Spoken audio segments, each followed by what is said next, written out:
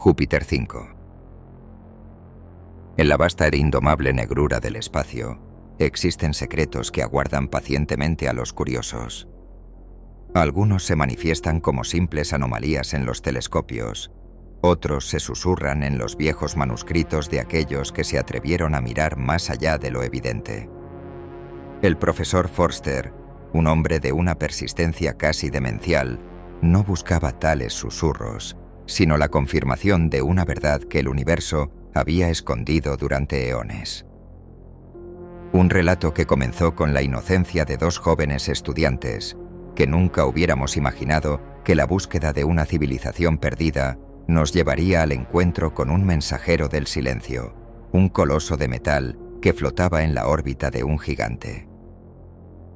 El profesor Forster era un hombre pequeño, pero lo que le faltaba en tamaño físico lo compensaba con creces en pura voluntad y determinación. Había pasado 20 años de su vida persiguiendo un sueño: demostrar que una civilización extraterrestre, a la que llamó Cultura X, había colonizado el sistema solar hace millones de años.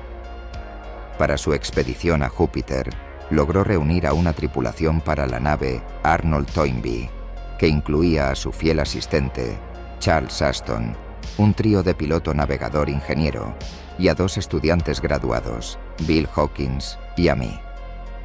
A decir verdad, ni Bill ni yo creíamos del todo en las teorías del profesor, pero la oportunidad de viajar al espacio era demasiado buena como para dejarla pasar. 10 días después de dejar la Tierra, el profesor nos convocó a todos. Con su voz lenta y paciente, que revelaba una gran impaciencia interior, nos explicó el verdadero propósito de la misión. No buscaríamos artefactos en las grandes lunas de Júpiter, ya exploradas, sino en un satélite diminuto y nunca antes visitado, Júpiter 5. La elección era ilógica para los astrónomos, ya que la órbita de Júpiter 5 estaba peligrosamente cerca del planeta gigante, lo que hacía que el viaje fuera costoso y arriesgado. El profesor, feliz de estar en minoría, tenía una pista secreta.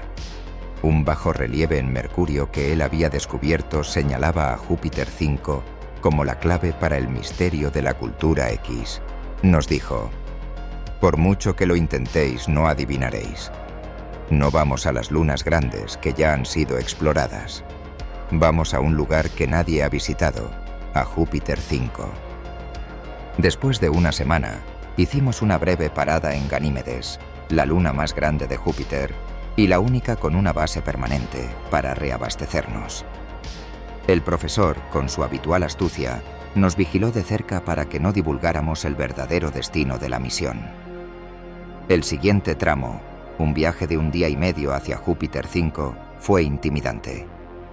Júpiter, con su imponente tamaño y su campo gravitatorio, ocupaba una gran parte del cielo, llenándonos de una sensación de insignificancia. Al entrar en la órbita de Júpiter 5, lo que esperábamos que fuese una luna más, reveló un patrón geométrico de líneas en su superficie. Un amigo astrónomo del profesor había detectado que su albedo era demasiado alto para una roca y que se parecía más al metal pulido. Mi mente y la de la tripulación pensó en una cúpula artificial, pero el profesor nos corrigió con una mirada compasiva. Yo le dije: «Entonces, la gente de la Cultura X debió de haber cubierto la luna con una capa de metal, como las cúpulas que construyeron en Mercurio, pero a una escala mucho mayor». Él, con una pequeña sonrisa, solo me preguntó: «¿Todavía no lo has adivinado?». 3 horas más tarde, aterrizamos en una inmensa llanura metálica. Su diminuta gravedad nos obligó a desplazarnos con pistolas de retroceso, amarrados unos a otros como escaladores. Después de una búsqueda frustrante, fue Bill quien encontró la entrada: un cráter de meteorito que había perforado las 2 capas externas de la estructura, y un segundo cráter más pequeño que había penetrado la capa más interna. Al descender a la oscuridad interior, nos encontramos flotando en un vacío sin aire y vasto. La verdad me golpeó de repente. Fue una idea tan grandiosa que me hizo gritar a mis compañeros: «Profesor, no creo que esto sea un planeta. Es una nave espacial». El profesor, visiblemente emocionado, confirmó mi suposición. La nave, de 30 kilómetros de diámetro, era la arca interplanetaria que había transportado a la cultura X al sistema solar. Estacionada en una órbita segura cerca de Júpiter, esperaba, tal vez, el día en que fuera necesaria de nuevo. La exploración que siguió fue la mayor aventura arqueológica de todos los tiempos. La nave era un mundo artificial en sí mismo, con vastas áreas residenciales que reproducían las condiciones de su planeta natal. Sus habitantes, a quienes llamamos jovianos, eran gigantes, unas 4 veces más altos que los humanos, de apariencia reptiliana y sin narices, solo con aberturas branquiales en el cuello. El vacío del espacio había preservado todo, incluidos los tesoros que no se llevaron.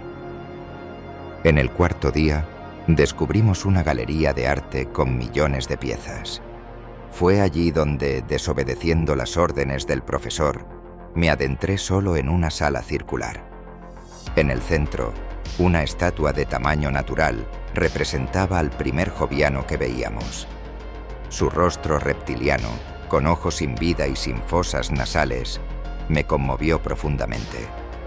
A pesar de su apariencia alienígena, emanaba una sabiduría y una autoridad que se mezclaban con una profunda tristeza. El profesor la describió como no humana, pero humanitaria. La estatua parecía una conexión entre el pasado y el futuro, un saludo a quienes, como nosotros, algún día ocuparían el lugar de sus creadores. Cuando salimos de la nave, nos encontramos con una sorpresa. Otra nave había aterrizado cerca de la nuestra. A bordo venía Randolph Mays, un conocido escritor de ciencia, y su equipo. Mays explicó que su misión era recrear las pinturas de un artista de principios de siglo, que ya había representado los planetas desde sus satélites, pero en el lugar de Júpiter 5 se había encontrado un cráter en la nave, lo que hizo que su misión original fuese abandonada y le causó gran interés por el nuestro hallazgo. El profesor, con su aguda perspicacia, asignó a cada miembro de nuestro equipo a uno de los de Mays. De esta forma, nuestra misión avanzaría más rápido. A pesar de la sorpresa, la tensión inicial dio paso a una fructífera colaboración, pues ambos equipos se encontraron ante el mayor hallazgo arqueológico de la historia: la nave estelar de la cultura X. A pesar de la inicial rivalidad, la colaboración se afianzó. El profesor al final demostró que la razón y la búsqueda del conocimiento eran mucho más valiosas que cualquier ventaja personal. Mays, a su pesar, tuvo que reconocer la genialidad del profesor y el inmenso valor de su descubrimiento. Al regresar, el profesor le hizo un último truco amistoso a Mays. Le pidió prestado el exceso de combustible para poder llevar a la estatua del embajador a Ganímedes.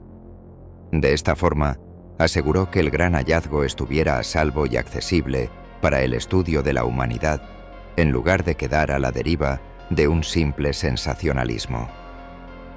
Mays, un buen perdedor, no se guardó rencor. Y, en última instancia, esa aventura en Júpiter 5 se convirtió en el mayor punto de inflexión en la comprensión de la historia cósmica de nuestra especie.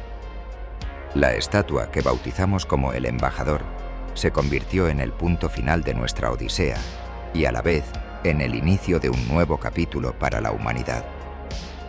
El profesor, con su acto de llevarla a Ganímedes, se aseguró de que no fuera un simple trofeo sensacionalista, sino un testigo mudo de nuestra herencia cósmica. Mientras la Arnold Toynbee se alejaba de Júpiter 5, dejando atrás el vasto arca de una civilización extinta, no pude evitar preguntarme qué otros secretos aguardaban en las profundidades del sistema solar. Una cosa era segura: la soledad del universo ya no era la misma, pues ahora sabíamos que, antes de nosotros, otros habían caminado por sus caminos estrellados, dejando atrás no solo reliquias, sino un eco de su existencia.